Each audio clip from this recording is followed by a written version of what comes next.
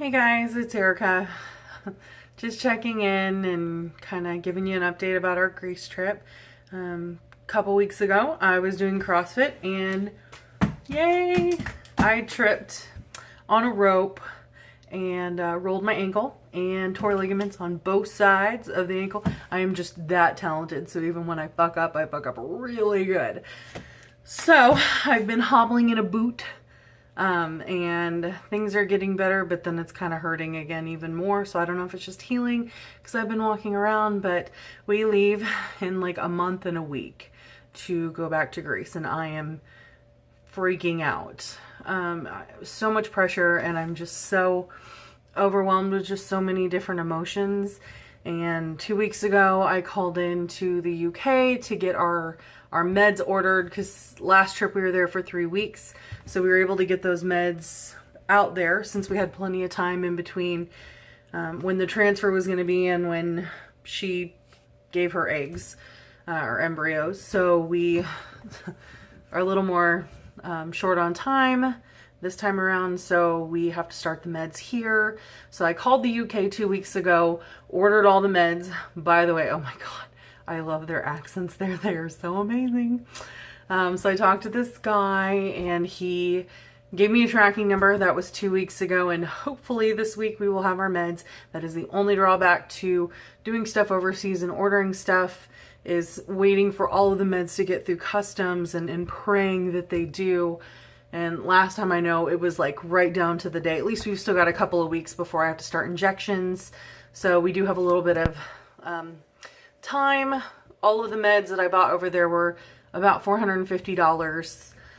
And I looked up what it would cost us here, and it would have cost us about $5,000 to get the same amount of medications here as it did over there to just have them shipped in overseas. So definitely one of the benefits of doing IVF overseas is the ability to be able to use international pharmacies versus what's available here. So everything's booked now. We've got the flights have been done for a while. You know, we've got our place to stay. We're staying with the lovely Ruth, who is our nurse who communicates with us in the doctor's office there in Greece. And that's who we stayed with last time as well. So it'll be nice because we've been there and we know how to get there and we know how to drive on those crazy back roads. But it's kind of sad because besides the people that look at this blog and a couple of close family members, nobody knows that we're going back, and that kind of scares the crap out of me because last time we had such an enormous support system and it was so great to have so many people behind us. And you know, the support group used to be such a good thing for me to be able to go and just talk about what was going on and update everybody. And there's just been so many couples from there that have announced their pregnancies, and that is great. It is so great, but it is so tough to have been a part of that support group for so many years now, and so many people have moved on. And now we've actually got people coming back and trying for a second time, and I'm still there, and that's really hard to deal with. So I think I'm going to be skipping the support groups for the next couple of months, and hopefully then it won't matter because we'll be pregnant with twins. But we don't know, obviously. So I'll just stick to doing my blogging, and that'll be how I deal with this. And I'll probably end up going to see a counselor, just because if I'm going to be a counselor, I have to make sure that other people realize that it's okay to ask for help and to reach out when you've kind of hit your, you know, your rock bottom. But I'm working on scheduling appointments to go see an acupuncturist when I'm there. And I'm seeing a chiropractor here now to help align the pelvis. And I don't know, honestly, if that's going to help since we're doing IVF with donor eggs and I'm really not doing anything but trying to hold it or carry it.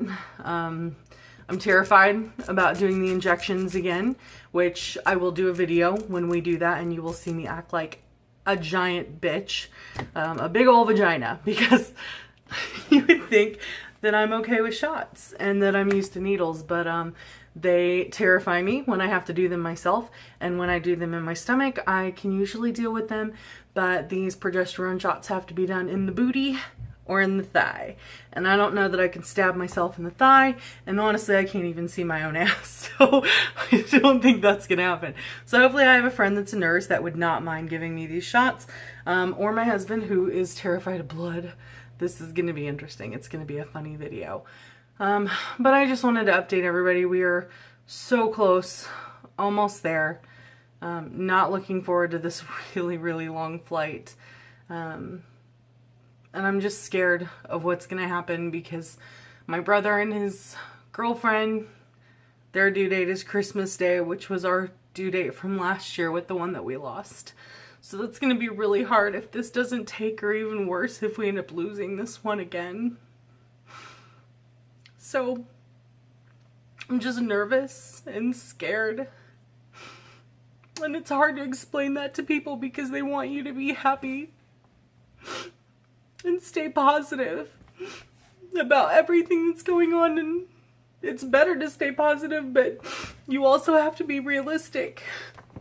And it's hard to be so positive all the time when all you've had is bad shit happen.